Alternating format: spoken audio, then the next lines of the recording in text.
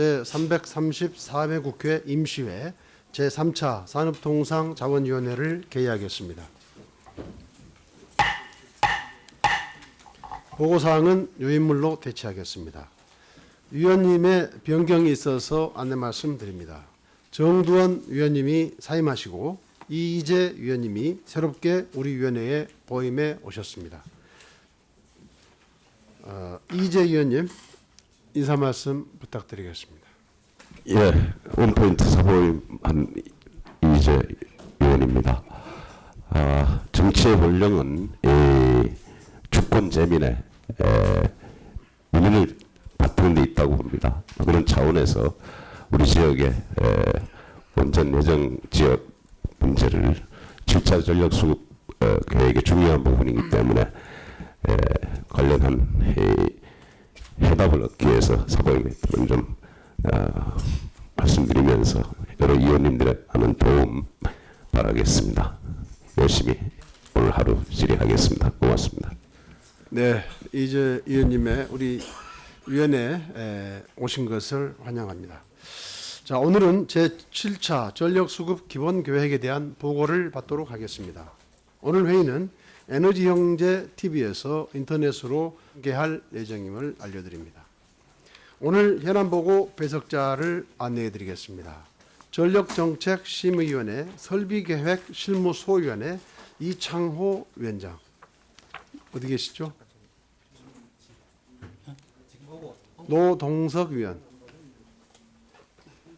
수요계획실무소위원회 강승진 위원장. 김창식 위원이 배석해 있습니다. 앉아주시기 바랍니다. 그 밖에 배석한 관련 기관장 등은 배부해드린 참석자 명단을 참고해 주시기 바랍니다. 그럼 현안보고에 들어가도록 하겠습니다. 의사일정 제1항 현안보고회관을 상정합니다. 그러면 윤상직 장관 나오셔서 보고해 주시기 바랍니다.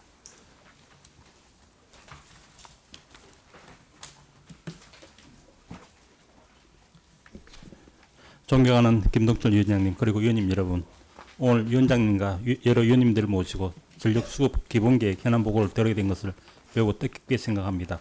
오늘 보고드릴 제7차 전력수급 기본계획에 대해 간략히 설명드리겠습니다. 이번 7차 수급계획은 2015년부터 2029년까지 전력수급의 기본 방향을 정하는 계획으로 정부는 안정적인 전력수급과 온실가스 감축을 최우선적으로 고려하여 수립하였습니다. 지난 8일 국회 제7차 수급안을 제출한 후 의견 수렴 절차를 진행해 왔으며 오늘 위원님들의 의견을 검토 반영하여 최종 계획을 확정토록 하겠습니다. 이상 안건 소개를 마치고 위원님께서 양해해 주신다면 정량호 에너지자원실장이 전력수급 기본계획 안건에 대해 상세히 보고드리도록 하겠습니다. 감사합니다. 네, 그럼 정량호 실장 나오셔서 보고해 주시기 바랍니다. 에너지자원실장입니다. 제7차 전력수급 기본계획안에 대해서 보고드리겠습니다. 보고드릴 순서는 전력수급 기본계획의 개요, 전력수급 현황, 6차 계획 평가, 7차 계획 기본 방향, 중장기 수요 전망, 발전 설비 계획, 분산은 전형 확대 방안, 송변전 설비 계획 순이 되겠습니다. 1페이지 전력수급 기본계획 개요입니다. 산업통상자원부 장관은 전력수급 안정을 위하여 2년 단위로 전력수급 기본계획을 수립하고 있습니다.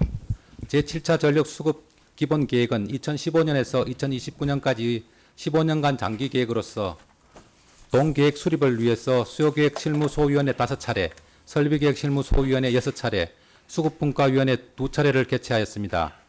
전력수급 현황에 대해서 보고드리겠습니다. 14년 말 기준으로 국내 총 전력 소비량은 47만 7,592기가와트아워로 지난 10년간 연평균 4.1%로 증가했습니다. 또한 발전 설비 규모는 14년 말 기준으로 총 93,216메가와트이며 설비 용량 기준으로는 LNG, 석탄 원자력 순으로 높고 발전량 기준으로는 석탄, 원자력, LNG 순으로 높이 나타나고 있습니다. 2페이지 최근 전력 수요 추이입니다. 전력 소비 증가율은 과거에 비해서 낮게 나타나고 있습니다. 이는 강도 높은 수요 관리, 요금 적정화, 기온 효과 등의 영향이 복합된 것으로 분석되고 있습니다. 특히 2012년에서 13년의 경우 전 국민이 에너지 절약 운동에 적극 참여를 통해서 최대 전력 수요를 6,070메가와트 절감할 수 있었습니다.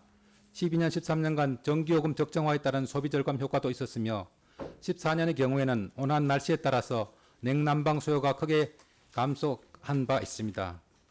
하지만 2014년 최대 전력 수요는 기온 변동성 증후 확대로 상대적으로 크게 증가한 점을 주목할 필요가 있겠습니다. 3페이지 6차 전력수급 기본계획에 대한 평가입니다. 6차 전력수급 기본계획에 따라서 발전설비 확충을 통해서 전력수급 안정기반을 구축하였습니다.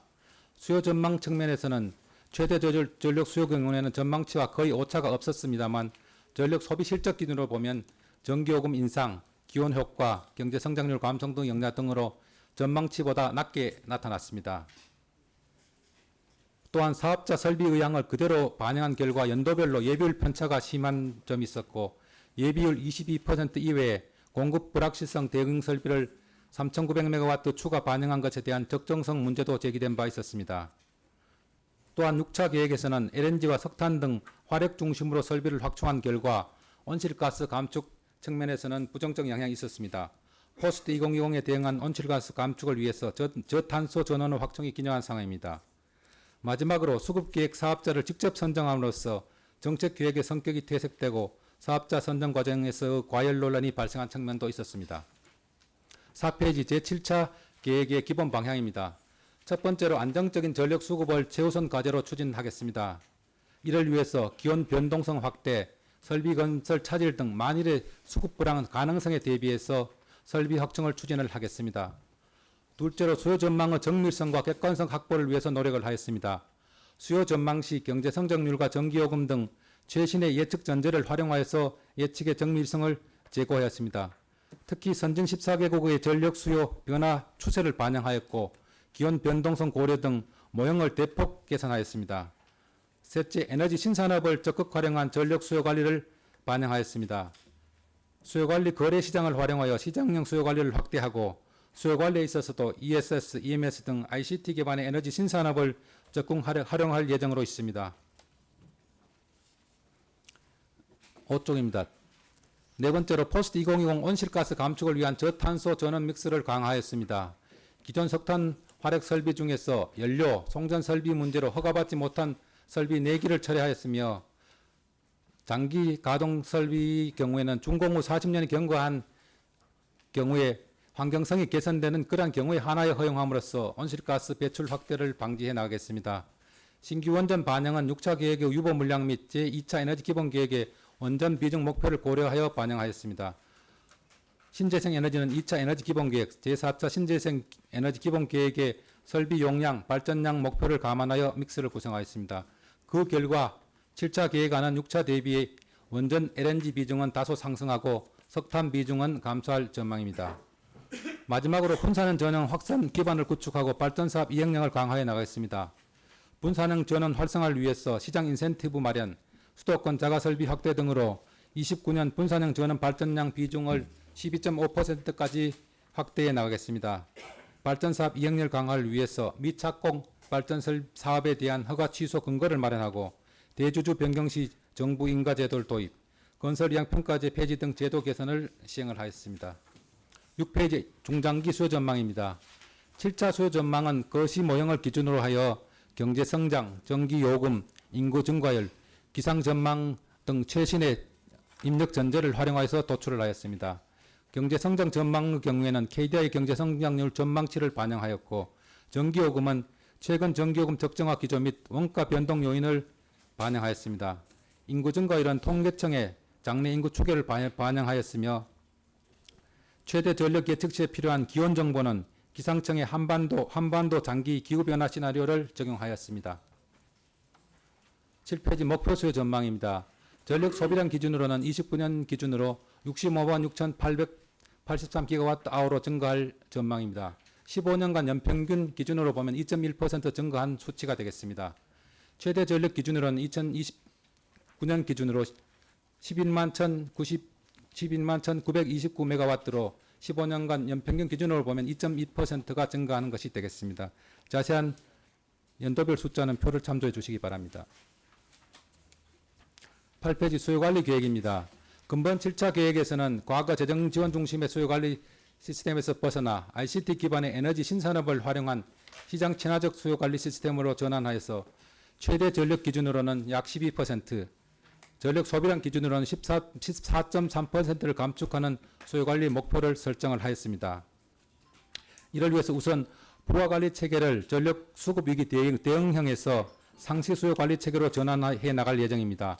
이를 위해 소요자원 거래 시장을 활용하여 시장 중심 부하 관리를 시행을 하고 부하 관리 기기 보급 사업을 지속 추진하겠습니다. 또한 공공건물 및 공장에 대한 에너지 관리 시스템, 뱀스나 팸스 같은 것들 적극 설치해서 스마트 기기 보급도 확대해 나갈 거란 계획으로 있습니다. 9페이지입니다. 전기요금 제도 개선을 통해서 소비자에게 합리적 가격 신호를 제공하고 에너지 신시장 창출을 지원해 나가겠습니다. 전기요금을 전기의 생산, 수송, 공급 과정에서 발생하는 다양한 사회적 비용과 국제 연료 가격 변동 등을 감안하여 적정 수준으로 관리해 나갈 계획입니다. 또한 고효율 절전 제품 보급 촉진을 위해 신규 기기를 추가 발굴해 나가고 LED 조명 및 고효율 기기에 대한 보조율도 확대하겠습니다. 절전 의식 확산을 위해서 국민들과 소통하고 공감대를 형성하는 에너지 절약 대책을 추진하겠습니다. ICT를 활용한 수요 관리를 통해서 강제적인 절전 규제를 하는 부분들은 최소화해 나가도록 하겠습니다. 10페이지 발전 설비 계획입니다. 2029년 기준 적정 설비 규모는 목표소에다가 적정 설비 예비율 22%를 감안해서 1억 13만 6,553메가와트로 도출을 하였습니다. 적정 설비 예비율 22%는 발전기 고장 등을 대비한 최소 예비율 15%에 수요 공급 불확실성 7%를 감안하여 22%로 산출을 하였습니다. 확정 설비 규모는 기후 확정 설비, 폐지 계획 설비, 정책성 전원 등을 고려해서 총 13만 3,097메가와트로 예측하였습니다. 참고로 지난 6월 16일 연구정지 결정이 된 고리 1호기는 폐지 계획 설비에 반영을 하였습니다. 적정 설비 규모에서 확정 설비를 제외하면 추가적으로 건설해야 될 신규 소요가 나옵니다. 그 숫자는 3,456메가와트가 되겠습니다. 11페이지입니다. 신규 물량에 대한 전원 구성 부분입니다. 계획 수립 전산 모형에 따라 신규 물량에 대한 전원 구성을 도출한 결과 2028년 29년도에 원전 총 3,000메가와트, 1,500메가와트 2기가 되겠습니다. 이 부분을 도출하게 되었습니다. 이번 7차 계획에서는 전원별 경제적, 사회적 비용을 충실히 감안하여 산출하였으며 이를 위해서 연료비 외에도 환경비용, 송전비용, 정책비용, 건설비용 등을 추정하여 반영을 하였습니다. 이번 계획에 따른 발전사업 의형조사 결과입니다. 6차 계획에 반영된 건설 또는 준비단계 설비 중에서 한수원은 기확정된 신고리 7, 8호기 물량을 활용하여서 천지 1호기 건설 의향을 제출하였습니다. 7차 계획 신규 의향 설비 제출 설비로는 한수원 1개사에서 3,000메가와트를 접수하였습니다. 한수원은 신규로 발전되는 원전 2기에 대해서 대진 1, 2호기 또는 천지 3, 4호기로 건설 의향을 제출하였습니다. 12페이지 발전설비 투자비 전망입니다. 근본 계획에 신규로 반영된 3,000메가와트 건설에 총 7조 원이 소요될 전망입니다. 또한 신규 및 건설 중인 확정 설비를 포함하는 경우에는 46,487메가와트 건설이 필요하고 여기에는 총 60조 원의 자금이 소요될 전망입니다. 연도별 전원 수급 전망 및 전원 구성안입니다. 사업자 의향을 반영한 최종 전원 구성 시 2029년 기준으로 설비 용량은 1억 13만 6,097메가와트가 되며 설비 예비율은 21.6%로 기간 내 안정적인 전력 수급 유지가 가능할 전망입니다. 13페이지 전원 구성 전망입니다. 29년 기준으로 전격 용량 기준으로 보면 석탄이 26.8%를 차지하고 원전 23.4%, LNG 20.6%, 신재생 20.1% 순이 되겠습니다. 6차 전력 수급 계획보다는 원전, LNG 등 친환경 전원의 비중이 증가하고 석탄 발전 설비의 비중은 감소할 전망입니다. 신재생 에너지의 경우에는 2차 에너지 기본 계획, 제4차 신재생 에너지 기본 계획에 신재생 설비 용량, 발전량 목표를 전원 구성 시 반영하였습니다. 그 결과 7차 전력 수급 기본 계획의 기간 동안 설비 용량 기준으로는 약 5배, 발전량 기준으로는 약 4배의 신재생이 증가할 전망입니다. 14페이지 분산형 전원 확대 방안입니다. 근본 7차 계획에서는 분산형 전원을 송전선로 건설을 최소화할 수 있는 소규모 발전 설비와 적정 규모의 수요지 발전 설비를 분산형으로 정의를 하였습니다. 세부 기준으로는 발전소 개통 연계 기준을 준용하여서 소규모 발전 설비의 경우에는 40메가와트 이하로, 수요지 발전 설비의 경우에는 500메가와트 이하로 한계를 설정을 하였습니다. 분산형 전원은 2029년까지 총 발전량의 12%까지 확대해 나갈 계획입니다. 2차 에너지 기본 계획 목표인 15%의 29년 환산치 10.4%와 유사한 수준이 되겠습니다. 15페이지입니다. 분산형 전원 확대 방안에 대해서 말씀드리겠습니다. 수요지 인근 입지에 시장 인센티브를 강화해 나갈 계획입니다. 수요지 인근 전원에 대해서 더 높은 시장 정상금이 지급될 수 있도록 송전 손실 계수 적용을 강화하거나 도심지 산업단지 등 수요지 인근에 위치한 분산형 전원에 대해서는 용량요금 등을 우대하는 방안 등을 검토해 나가겠습니다. 분산형 전원별 보급 확산을 위해서 신재생 에너지 보급 확산, 자가용 발전 설비 설치 확대, 구역 전기 사업의 경쟁력 강화 방안들도 마련해 나가겠습니다. 16페이지 송변전 설비 계획입니다. 제6차 장기 송변전 설비 계획에서 계획된 설비를 확정 설비로 반영을 하되 그간의 여건 변화 등을 고려해서 일부 설비 변경 사항 등을 반영하였습니다. 이번 7차 계획에서는 344억 kV급 이상 주요 송변전 설비 계획은 본 계획에 반영하여 발전과 송전 계획 간의 연계를 강화하였습니다. 우선 송변전 설비의 적기 확충으로 준공된 발전의 안정적인 전력 공급이 가능토록 하겠습니다. 또한 전력 개통 신뢰도를 향상시켜서 안정적인 전력 개통 운영이 가능토록 해 나갈 계획입니다. 17페이지까지 가겠습니다. 송변전 설비 건설 관련 사회적 수용성을 제고하겠습니다.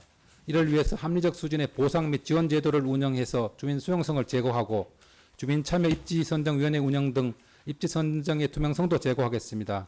또한 철탑 구매가 상대적으로 작아 사회적 수용성이 우수하고 장거리 대용량 전략 수송에 유리한 초고압 직류 송전 방식 확대도 검토해 나가겠습니다. 또한 발전소 건설 시 개통 제약 여건을 적극 고려하여 발전소 건설 계획을 확충해 나가겠습니다. 이상으로 제7차 전력수급 기본 계획에 대한 보고를 마치겠습니다. 감사합니다.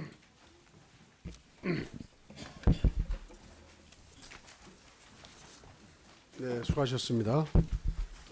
이어서 질의 순서입니다. 질의 시간은 간사간의 합의에 따라 주질의 7분, 보충질의 5분으로 하겠습니다. 먼저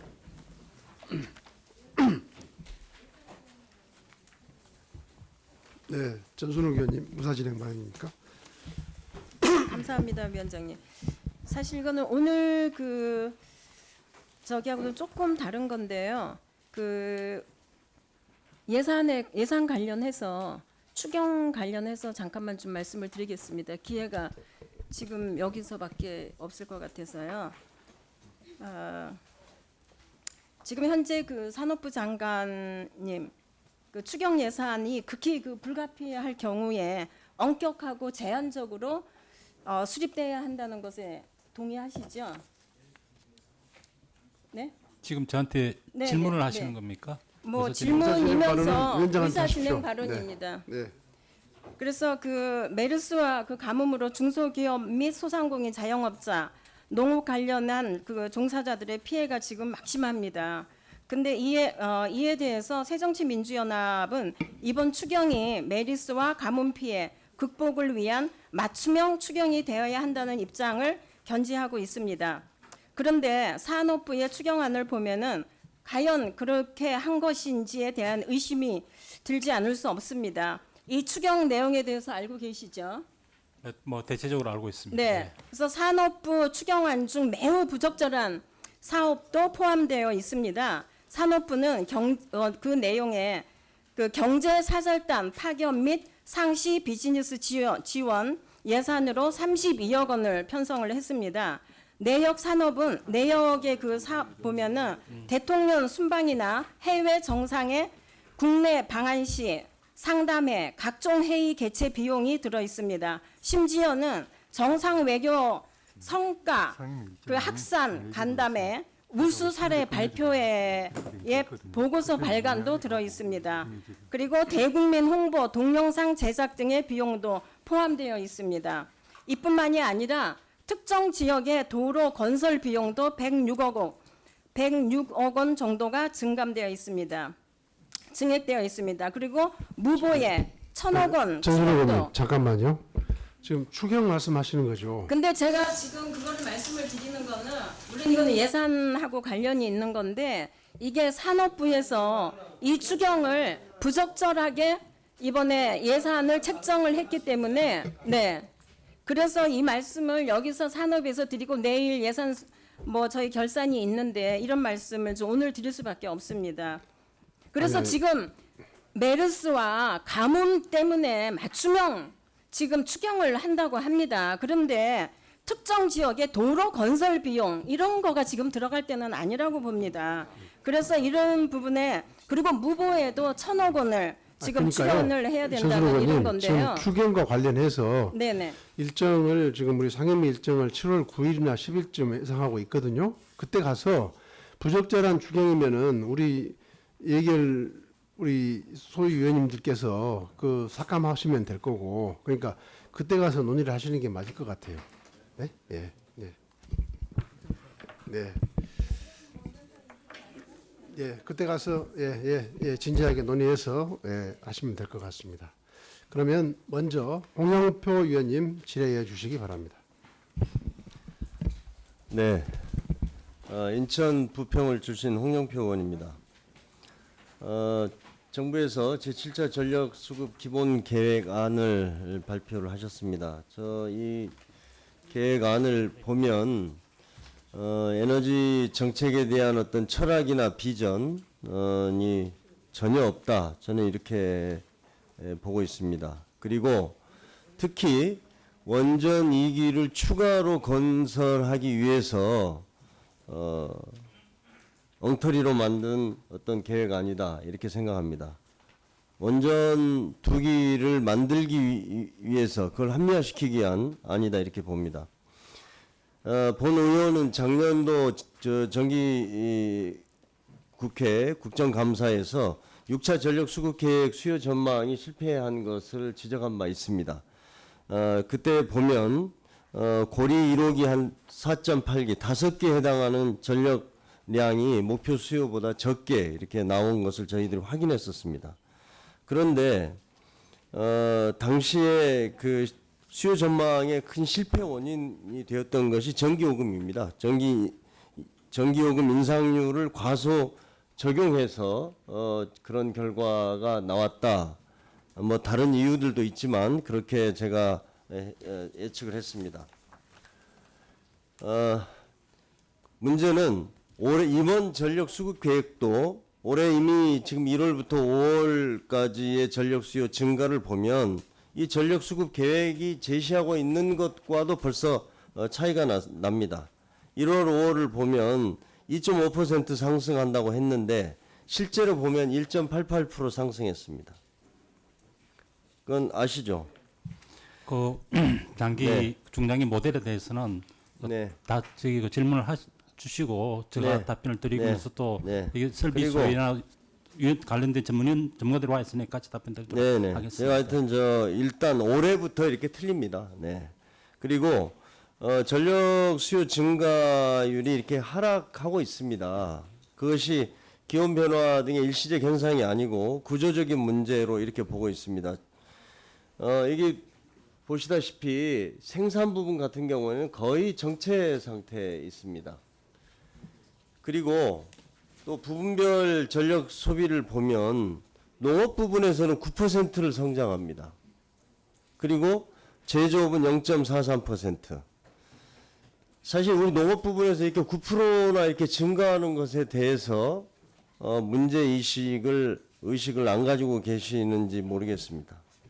그리고 또 제조업 전력 소요도 보면은 1차 금속이나 제조업 같은 경우에는 마이너스 성장도 지금 나타나고 있습니다. 그리고 전체적으로 전력을 많이 사용하고 있는 전기로라든지 석유화학이라든지 이런 쪽에서 거의 한계 상황이 왔다 이렇게들 예측하고 있습니다. 그런데 이런 어떤 산업 구조의 변화에 대해서 실제로 제대로 이번에 반영하지 않아서 현재 추세대로 가면은 계획 대비 실제 전력 수요 간 오차가 더 늘어날 것으로 이렇게 예상이 됩니다. 그렇기 때문에 하여튼 현실을 좀 반영해서 계획을 재수립할 필요가 있다 이렇게 보이고, 또 신규 원전 계획은 이것을 비춰봐도 필요 없다 저희들은 이렇게 보고 있습니다. 그 다음에 사실은 우리가 이제 수요 관리에서 정부가 저는 적극적인 역할을 해야 한다는 것을 많이 말씀을 드려왔는데요. 한번 보십시오. 우리나라가 지금 같은 추세면은 2029년에는 전력 소비량 1위 국가가 될 겁니다. 지금 미국을 제외하고 한국이 제일 높습니다. 네. 그리고 그 경제 성장률도 지금 이게 3% 매년 3% 초반의 성장률을 예상하고 있습니다만은 올해도 사실 3% 미만의 성장률을 기록할 가능성이 높다 이렇게 보고 있습니다. 그리고 우리 한국 경제의 여러 가지 상황을 봤을 때 3%를 상회하는 경제 성장률을 유지하기가 쉽지 않을 것으로 이렇게 보고 있습니다. 그래서 전체적으로 그럼 왜 산업부에서는 이렇게 수요 전망을 계속 상승하는 것으로 보고 있느냐? 제가 볼 때는 너무나 낙관적인 산업의 어떤 변화에 대한 그 전망을 하고 있는 겁니다. 그래서 제가 다시 말씀드리지만 석유화학, 제철 이런 쪽에 있어서 한계 상황에 온 것을 반영하지도 않고, 그 다음에 에너지 다소비 구조, 거의 뭐 모든 그 전열기를 이렇게 가정이나 또 농업 부분이나 이렇게 많이 도입해서 쓰고 있는데 그런 것들에 대한 대책이 전혀 없습니다. 오히려 에너지 다소비를 부추기는 게 정부라고 저는 생각합니다. 그리고 수요 증가 예측에 그냥 갖다 맞춘 그런 예측의 모형이다 이렇게 생각이 됩니다. 제가 아마 전체적으로 말씀을 드리고 장관님께서 해주십시오. 준비한 게 좀 있으니까요. 그리고 7차 계획에서도 전기요금 인상률을 대단히 과소 적용했다 이렇게 보입니다. 전기요금 상승률과 물가 상승률 예측한 거 보면 54% 수준밖에 되지 않습니다.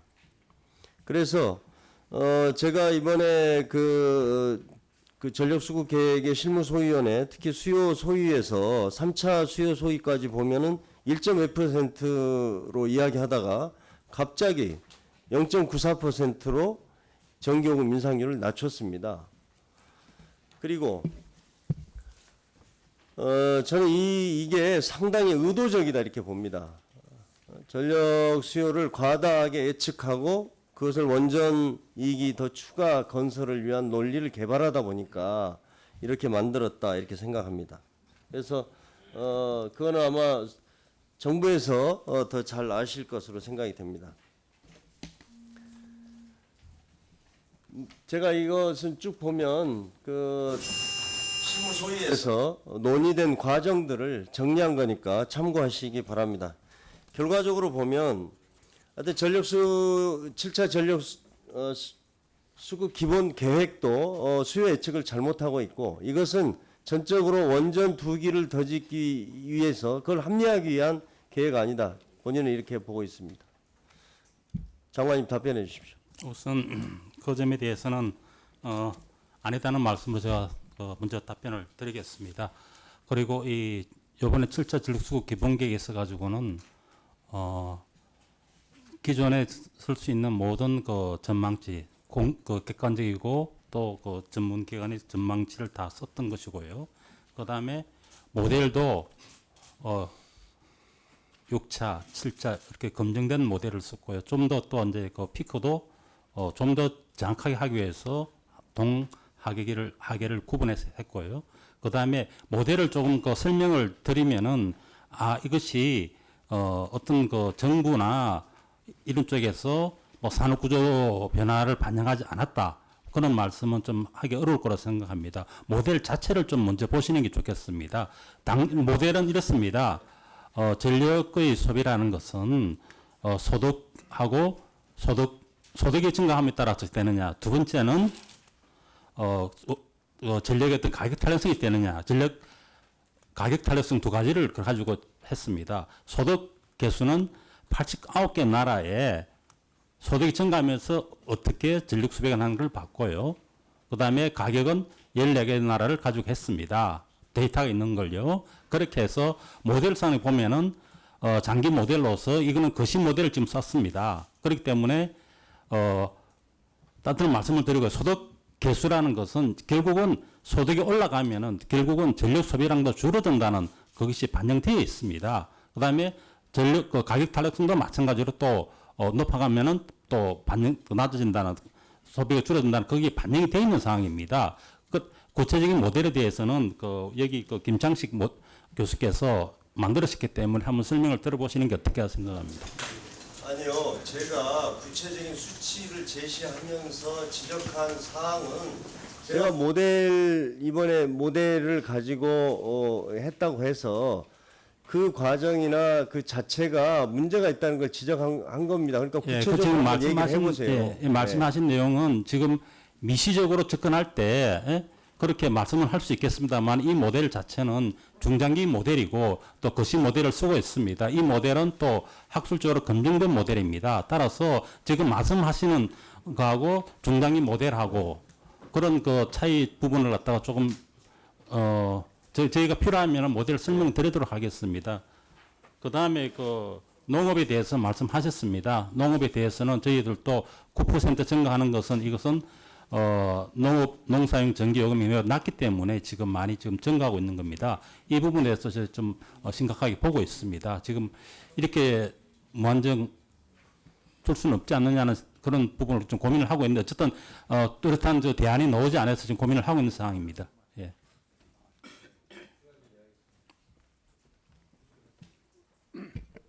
네, 홍 의원님 수고하셨습니다.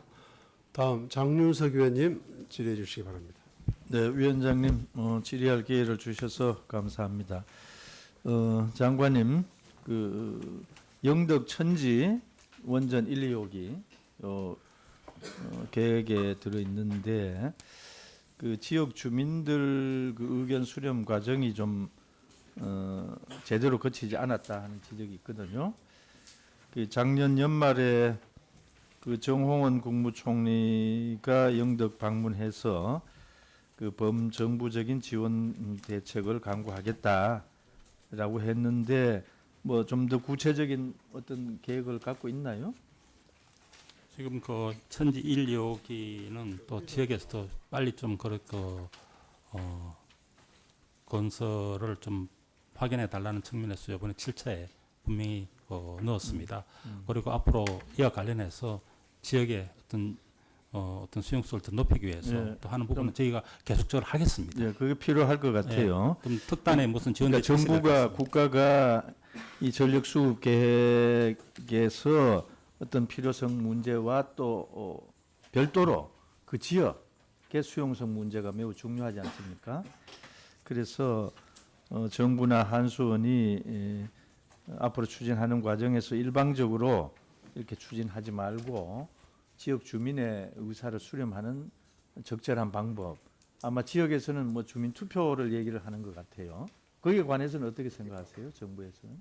주민투표는 저희가 원전 부지 신청을 할 때 뭐 하는 것은 저희가 뭐 가능하다고 봅니다.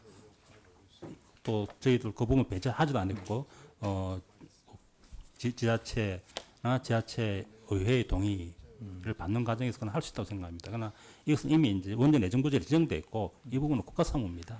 따라서 국가사무에 대해서 주민투표를 하는 것은 좀 뭐 그렇긴 불편하지 하나 지역이 원하지 않으면 또 하기 어려운 게 현실 아닙니까? 그래서 저희가 지역의 어떤 뭐 발전 대책이라든가 지원 대책을 어쨌든 그런 문제에 마련해서, 관해서 지역하고 그렇게 하겠습니다. 충분한 협의를 거쳐 주시길 바랍니다. 그다음 이번 여수급 계획을 보면 수요 관리 부분에서 전력 소비량을 2029년도까지는 14.3% 낮추겠다. 그 방법으로 여러 가지를 제시하지만 전기요금의 적정화를 제시를 하고 있습니다. 그 계획을 보면 2015년도 112원, 112.6원 킬로와트 아워에서 2029년에 가면 128원, 8.1원 킬로와트 아워로 올리겠다는 요 계획을 포함이 되어 있죠. 나중에 좀 설명, 질문 그런데 마치고 이제 과거에도 보면 6차 전력 계획에서 계획을 세운 것보다는 실제로는 전기료가 더 인상이 이제 된 게 사실 아닙니까? 이제 그런 점에 비추어 보면 이제 국민들은 전기 요금 상승 요인이 있다는 것은 이해하면서도 여전히 국민의 고통을 분담하는 차원에서 또 여러 가지 경기 상황을 고려해서 전기 요금은 좀 인상은 억제돼야 된다. 또 인상도 적절한 시기에 잘 이루어져야 한다. 이런 이제 국민적 의견이 있는 게 사실 아닙니까? 어떠세요, 이 장관 뭐 의견은? 의원님 취지는 제가 잘 이해를 하겠습니다. 다만 7차 전력 수급 계획에서 전기요금 전망은 이거는 중장기 그 전력 수요 전망을 위해서 활용되는 것도 전망치입니다. 실질적으로 이걸 따라서 전기요금 수준을 결정하나 그래요. 확정하는 것은 아닙니다. 예, 전망치니까. 그리고 여러 요인들 가동률을 다 감안했을 때 이렇게 되겠다라는 그런 전망치에 지금라고 생각합니다. 저는. 그래요. 뭐 그래 이해를 하겠습니다. 그다음에 요 7차 전력 계약에 보면은 분산형 전원 목표 29년도 총 발전량의 12.5%로 지금 설정을 하고 있거든요. 이제 그런데 최근 이 중요도가 이제 높아지고 있는데 최근 분산형 정원 중에서 태양광 발전 설비 설치 단가가 낮아지면서 민간 소규모 발전 사업자가 이제 증가를 하고 있고, 그래서 이 증가하는 거와 관계해서 살펴보면은 그 전국의 24개 지자체에 변전소 설비 용량이 이를 충당하지 못해서 신재생 에너지 발전 설비를 설치하기도 어렵고 또 운영도 어렵다 하는 게 지금 현실이거든요. 장관 여기에 대한 해결책을 좀 갖고 있습니까? 대책을 좀 마련하도록 하겠습니다. 이게 어떻게 우선 접속 설비에 대해서는 저압 연계 기준을 100에서 500kW를 이미 확대를 해줌으로써 짧은 거리에 이렇게 접속을 할 수 있도록 만들었고요. 지금 이제 말씀하신 것은 변전소 같습니다. 변전소의 경우에는 또 나름대로 또 저희가 한전과 협의해서 대안을 만들도록 하겠습니다. 어쨌든 이 분산형 좋은 목표를 달성하는데도 이게 장애가 될 수 있기 때문에 그 점을 잘 해결해 주시기를 바라고요. 그다음 2020년까지 이 온실가스 감축 목표 달성을 위한 로드맵을 이제 관계부처 합동으로 마련을 했지 않습니까? 발표도 하고 거기를 보면 발전 부분 온실가스 감축 목표가 26.7%로 되어 있네요. 그런데 이제 이런 목표를 달성하기 위해서는 석탄 원자력 중심의 현 발전 방식을 LNG 신재생 등으로 대폭 수정해야 한다 하는 견해가 여전히 강력하게 제기가 되고 있습니다. 그래서 지금 뭐 몇몇 교수들이 연구한 자료를 보면 지금 이와 같은 이제 발전 방식의 채택은 이 감축 목표 달성이 어렵지 않느냐 하는 걱정을 하고 있어요. 어디 장관께서 어떤 사실 대책을 갖고 있습니까? 각 나라마다 하나의 전력원만 가지고 이 온실가스 감축을 대응하고 있는 것 같지는 않습니다. 미국의 경우는 원전과 셰일가스를 가지고 하고 있고요. 미국이 그렇습니다. 중국도 가스와 원전을 가지고 대응하는 거고요. 그다음에 영국도 원전이 들어가 있습니다. LNG 발전은 뭐 가스 발전 아시는 바와 같이 굉장히 발전 단가가 비쌉니다. 따라서 석탄은 줄여 나가면서 원전과 LNG를 좀 균형을 맞춰가면서 발전을 해야지 온실가스 감축 목표가 달성되지 않을까 생각합니다. 잘 준비를 해주시고 제가 준비한 질의가 몇 가지 더 있습니다. 수도권의 개통 안전성 불안 때문에 터키에서 44개주 블랙아웃 발생한 일이 있었잖아요. 네. 그런 문제를 거울 삼아서 대책을 좀 마련할 필요가 있다 하는 질의 하나. 또 노후 석탄 발전의 환경성 개선으로 LNG 설비 과잉이 우려된다는 질의 하나.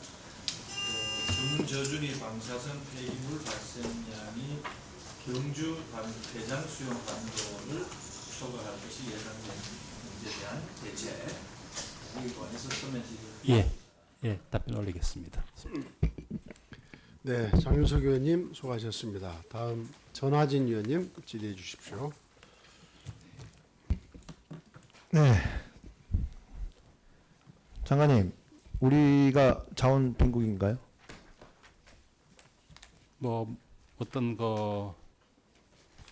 자원의 개념도 여러 개 있기 때문에 어떤 의미에서 뭐 말씀하시는 일은 제가 꼭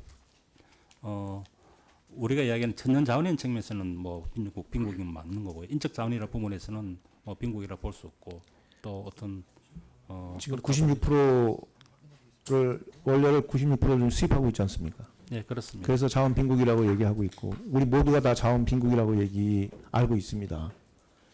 이제 그 얘기는 좀 안 쓸 때가 되지 않았나 생각합니다. 이제 자원 미개발국입니다. 자원 미개발국. 태양도 있고 바람도 있고 이 자원 미개발국이죠.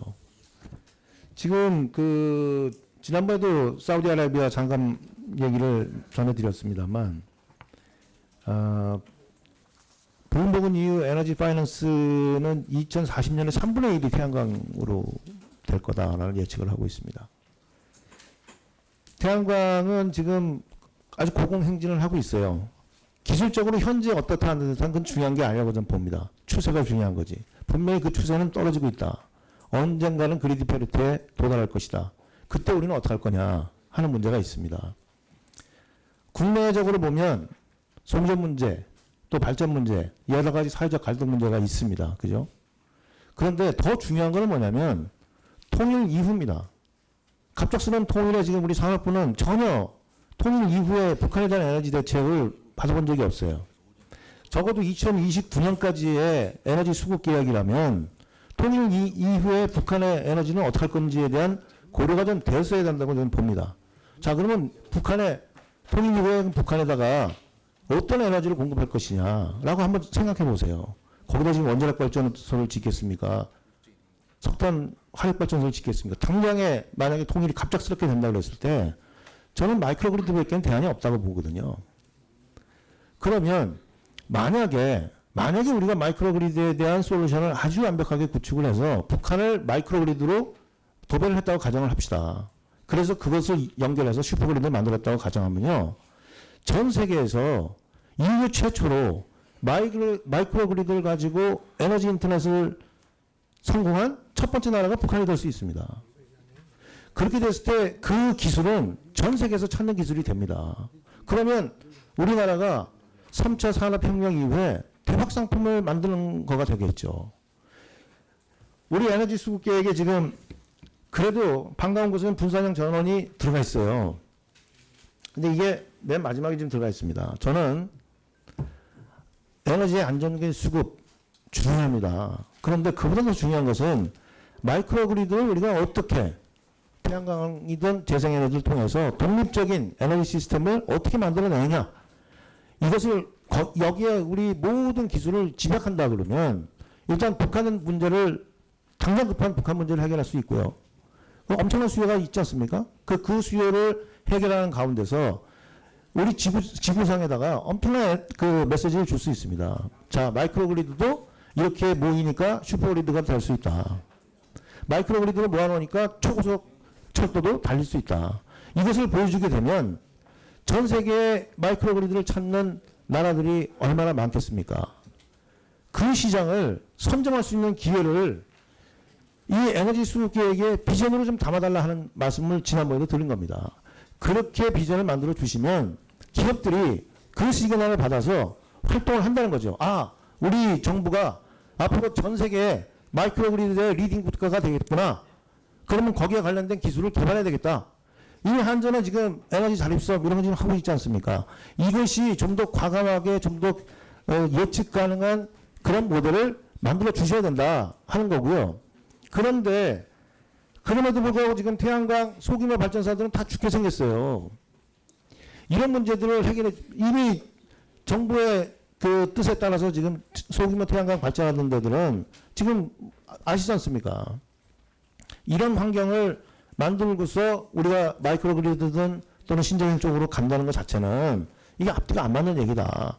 그래서 저는 이 7차 전력 수급 계획에서만큼은 이 분산형 전원 이런 것들이 적어도 북한 그다음에 전 세계에서 우리 에너지 산업이 어떻게 이 미래를 선점할 것인가 이런 좀 장기적인 전략 하에서 시그널을 시장에다 좀 과감하게 좀 던져주시면 기업들이 거기에 맞춰서 좀 움직이지 않겠습니까? 지금 사실 이명박 정부 때 그린에너지 해가지고 거기에 맞춰서 투자했던 회사들이 지금 와가지고 굉장히 힘들어하고 이런 우를 범해서는 안 되죠. 기업들한테 정부가 좀 더 신뢰 있는 메시지를 줘야 된다. 저는 그렇게 생각하거든요. 어떻게 생각하세요? 예, 공감합니다. 꼭 북한을 염두에 둔 것은 아닙니다만은 의원님이 질의를 듣고 보니까 우리 울릉도에서 하고 있는 에너지 예. 자립선 예, 예. 또 지금 한 5개 섬에서 지금 진행되고 있습니다만은 이 부분도 앞으로 북한이 어떤 통일되거나 관계에 그렇죠. 있을 때 예, 예. 크게 도움되겠다는 네, 생각을 네. 하게 되었습니다. 이번에 이 전력 수급 기본 계획은 그 전력 수급에 관한 문제입니다. 그래서 지금 산업부에서는 이런 지적하신 부분을 에너지 신산업이라는 카테고리에 넣어서 이번에 국의 명칭을 바꿉니다. 네. 에너지 수요관리단을 에너지 신산업국으로 바꿔서 그 부분을 갖다가 좀 적극적으로 추진해 나가고자 합니다. 예산도 좀 확실하게 더 넣고 또 네. 시장에 메시지도 확실히 하도록 하겠습니다. 그래서 그렇게 이제 사실 수급 계획이 수급에 관련된 얘기지만 이 수급 계획의 그 철학을 보면 기업들이 우리나라의 에너지 수급을 이렇게 조달하게 되면 마이크로그리드 쪽이 시장이 굉장히 확대되겠다. 또 북한 쪽에서 그 시장이 굉장히 확대되겠다. 그러면 전 세계 시장을 우리가 리딩할 수 있겠다. 이런 메시지를 확실하게 좀 담아주셨으면 좋겠고 또 한 가지 기존의 지금 소규모 태양광 발전사들, 재생에너지 발전사들 이런 데들에 대한 대책을 좀 확실하게 세워주셔야 됩니다. 지금 울릉도나 이런 에너지 자립성 같은 거 굉장히 좋은 정책을 만드셨잖아요. 그것처럼 적어도 이분들이 시장에 대한 그 흔들림이 없어야 됩니다. 어느 정도까지는요. 예, 그 답변을 올리겠습니다. 네. 그래서 지금 아까 그런 지적하신 부분에 대해서는 저희가 앞으로 에너지 신산업 발전 전략을 이제 새로 또 업그레이드 시킬 겁니다. 그게 분명히 반영하도록 하겠습니다. 하고 두 번째는 그 관련해서 우리가 에너지 온실가스 감축과 에너지 신산업을 키우기 위한 그런 특별법도 좀 만들 계획을 가지고 있습니다. 거기에 분명한 어떤 정책의 어떤 철학과 또 제도적인 안정성 이런 것도 포함해서 넣도록 하겠습니다. 그래서 우리 산업부에서는 정말 그린 빅뱅이 저는 멀지 않았다고 생각을 합니다. 그 부분에 대해서 좀 적극적인 대처를 해주셨으면 하는 바람입니다. 예. 이상입니다. 네, 전하진 의원님 수고하셨습니다. 다음 백재현 의원님 질의해 주십시오. 예, 경기 광명갑 백재현 의원입니다. 예, 장관님 7차 수급계획에서 보관제가 수고가 많으셨고요. 기본적으로 이것을 보면서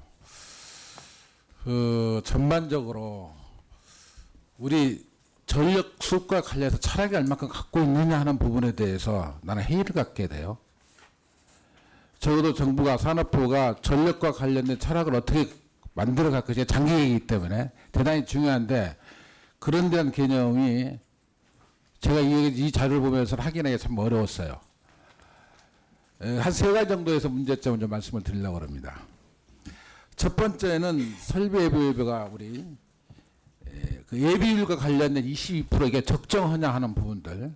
그래서 과잉 투자가 만들어지는 형태를 만들어가는 부분을 하나 지적하고 싶고요. 두 번째는 가격 정책에 대한 철학을 갖고 있지 않다. 가격 정책에 대해서 장기적으로 계속 어떻게 갈 것이냐는 부분이 왔다 갔다 하는 정책이고 이런 것들. 세 번째는 친환경 재생에너지에 대한 개념들을 어떻게 정리하고 이걸 어떻게 늘려가고 뭘 해볼 것이냐. 이 보고서를 보면 친환경 재생에너지와 관련 보고서는 한 페이지가 없어요. 몇 프로에서 몇 프로 정도 하겠다는 답변을 그것부터 먼저 드리겠습니다. 그래서 이 세 가지 측면을 가지고 좀 문제 제기를 하고 싶습니다. 먼저 적정 설비 예비율, 최소 예비율 15%, 불확실성 7%. 이게 적정하냐는 부분들은 많은 학자에 다 틀리긴 하지만 심지어 한전 경영연구소에서 내놓은 내용만 보더라도 최소 예비율 12%면 되겠다. 해서 전체적으로 한 제가 보기엔 3% 정도 19%만 하더라도 원전 2기가 지치 않아도 충분하다는 판단이 서요. 근데 지금까지 우리가 한전이 뭐 전력 공급 문제 뭐 오래됐지 않습니까? 어려운 고비도 넘겨봤고, 그래서 이런 그 최소 예비율과 관련된 부분들, 설비 예비율과 관련된 부분은 굉장히 경험치로 의해서라도 상당히 만들어져 있을 것이다 라는 저는 예상을 해요. 근데 그런 대한 분석, 그런 대한 노력은 없고, 뭐 외부 흐름, 뭐 여러 가지 그런 형태로만 가지고 하는 것이 맞는 것인가. 지금까지 한전이 전력거래소 운영해 보면서 그 패턴을 가지고 설비 예비율과 관련된 일들을 좀 만들어, 우리 스스로 모델을 지금까지 전력거래소 경험치에 의해서 만들어내는 노력들을 해야 되는데, 그게 그런 노력들이 되어 있지 않다. 저는 느낌이 좀 가다하다 이런 느낌이에요. 과연 22%, 그럼 4분의 1 정도를 항상 예비율로 가지고 있다는 얘기인데, 설비를 22% 뭐 25% 가깝지 않습니까? 그러면서도 원전은 계속 짓겠다는 이 명이 맞는 것이냐, 이 말씀을 좀 드리고 싶고요. 그래서 이렇게 높게 잡고 여기에 대한 고민을 않는 것은 결국은 원전을 계속 지어가겠다는 그 기류를 깔고 하는 일이 아닌가, 이런 의혹이 있을 수가 있다, 이런 말씀을 드리고 있습니다. 두 번째는 전기요금과 관련된 정책입니다. 지난번과 관련해서도 한번 뜬금없이 전기요금을 내린다는 얘기를 한 바가 있습니다만은, 전기요금 장기적으로 저는 낮추는 것만이 능사가 저는 아니라고 보고 있어요. 국민들이 전기요금 정책을 제대로 썼을 때만이 전기에 대한 인식을 달라고, 이게 아껴 써야 되는 자원이라는 것을 국민들이 인식을 시켜줘야 하는데, 전기만 오르막 내리막 해가면서 하는 것이 적절한가. 그리고 면세와 관련된 일들, 감면과 관련된 일도 대한 것도 좀 신중할 필요성이 있다. 예.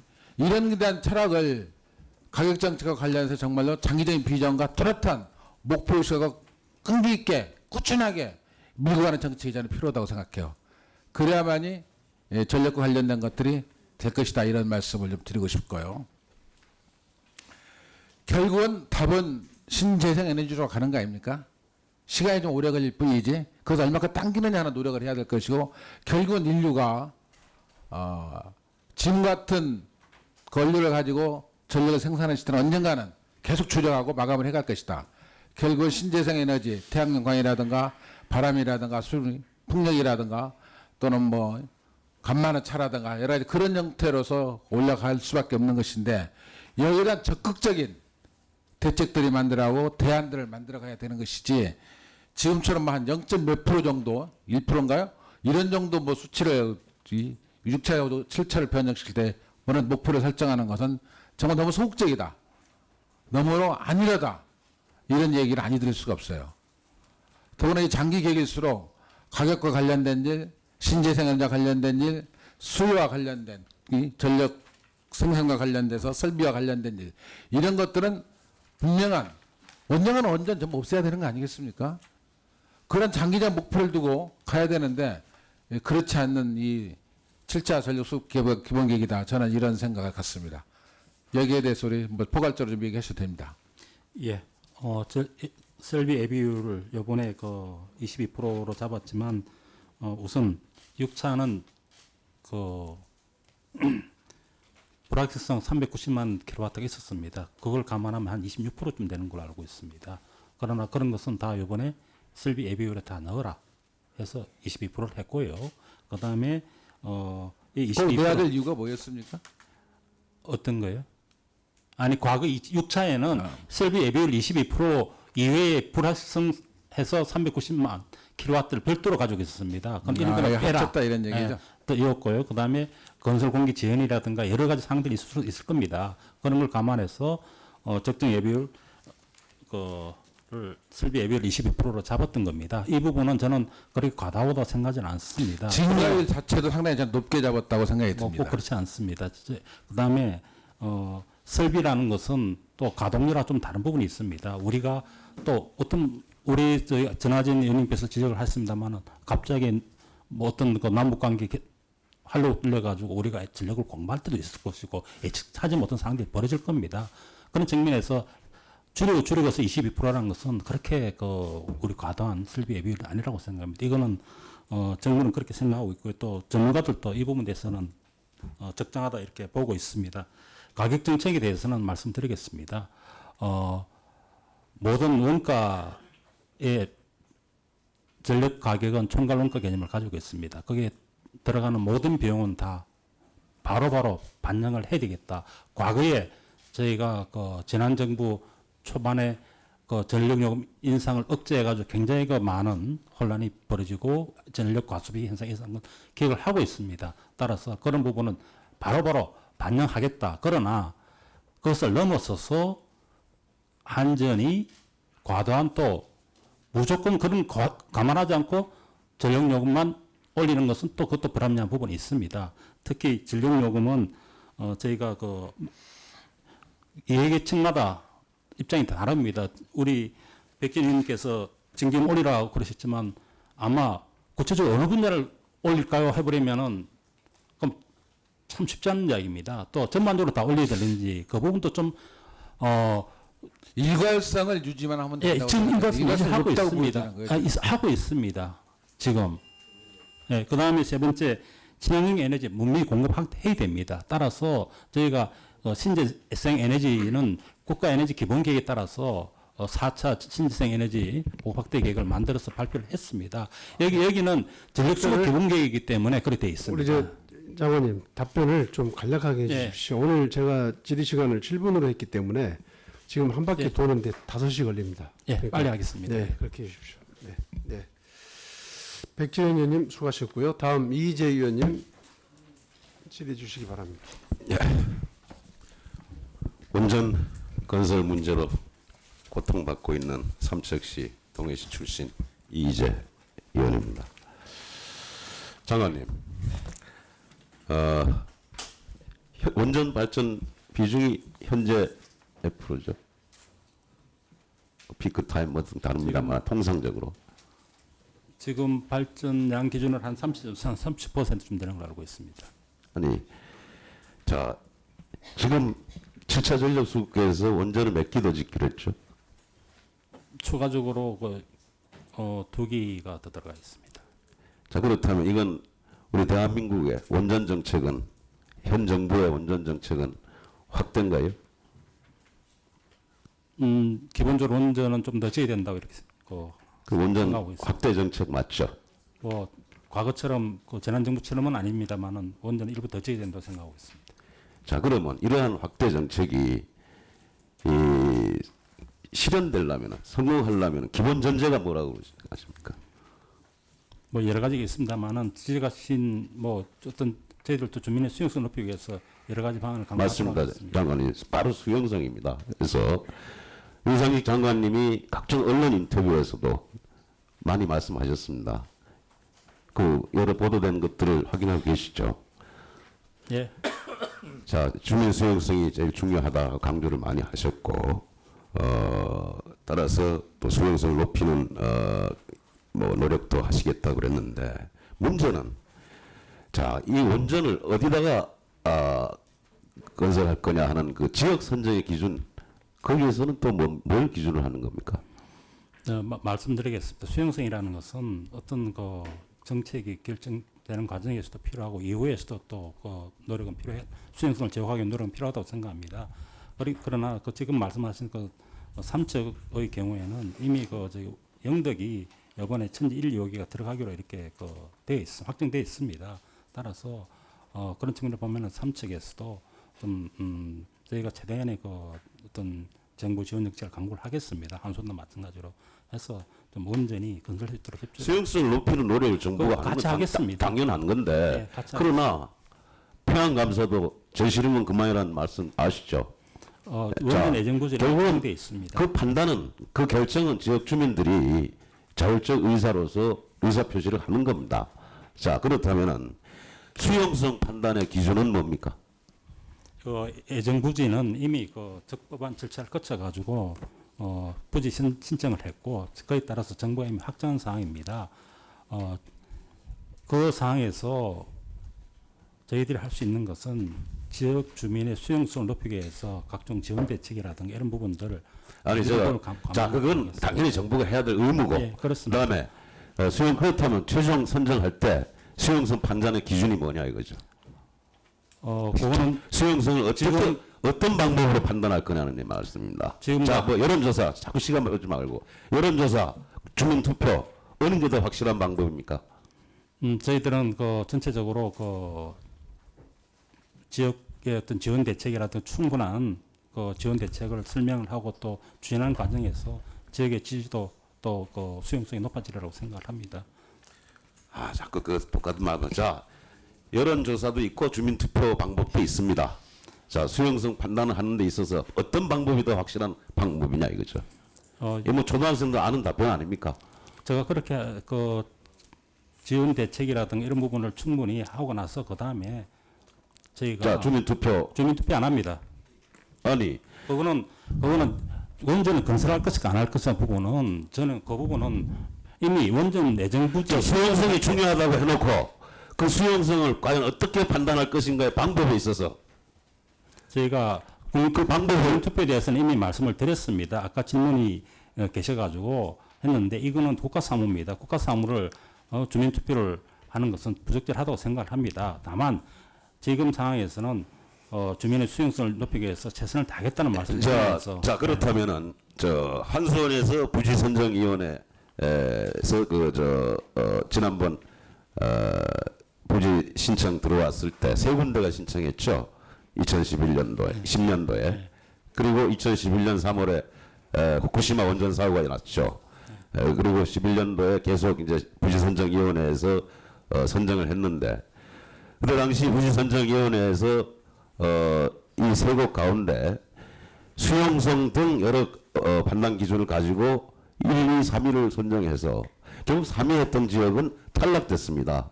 그렇게 이 순위를 매기고 있습니다. 자, 여기에서 수용성이 중요하다면 수용성 판단 근거로서 주민투표 말고 또 확실한 방법이 있나요? 지금 제가 말씀드렸지 않습니까? 이미 부지 자, 그래서 신청을 할 자, 때 시간이 없습니다. 그래서 얼마든지 똑같은 말씀 하지 마시고 그래서 말씀드렸지 않습니까? 원 의원이 이미 전환개발촉진법에 다른 발전소는 다 하면 좋겠지만은 적어도 지역 주민의 안전과 관련된 중대한 이 사업인 원전 건설 경우에만은 이 주민 투표를 의무화하자고 하는 개정안을 냈습니다. 장관위원회 어떠세요? 지금 국책 삼척 관련도 그렇고 저희가 신청을 받을 때 얼마든지 저희는 법적으로 주민투표를 할 수 있다고 생각을 합니다. 그 당시에 하면 됩니다. 이미 신청을 해서 자, 정부가 다 결정한 걸 다시 그때 당시에도 주민투표를 해야 된다는 조건부 동의를 해준 겁니다. 의회에서. 근데 그걸 시행을 안 한 거죠. 그래서 최근에 누구 책임이 정부가 있습니다. 그걸 주민투표를 인정하지 않으니까 지역 주민들이 오죽 답답하면은 지역 주민들이 자기 호주머니 돈 모아가지고 자율적으로 주민투표를 했겠습니까? 저희가 말씀드리는 것은 삼척의 자, 경우도 마찬가지로 어쨌든 자율적 주민투표 결과 85% 이상이 반대를 했습니다. 그러면 적어도 정부가 그에 대한 존중하는 태도를 보여야 되지 않겠어요? 정부도 이 신청에 대해서는 지자체 주민의 어떤 자율적 의사 판단을 자, 앞으로 이게 언제 결정되죠? 동의가 어디에 갈 지금 거냐? 한수원에서 한 2018년 정도에 최종적으로 입지를 자, 근데 결정할 겁니다. 2018년 등했는데 들어오고 지난번 안에는 2018년에 있다가 지금 보고서에 보니까 또 빠졌어요. 자, 인허가 단계에서라고 얘기했는데 인하가 단계가 그렇습니다. 시시계 승인 당해 아니었어요? 예. 그렇잖아요. 예. 자, 그 전에 지역 주민의 의사 확실히 판단할 수 있는 주민투표 반드시 시행해 줄 것을 촉구합니다. 이상입니다.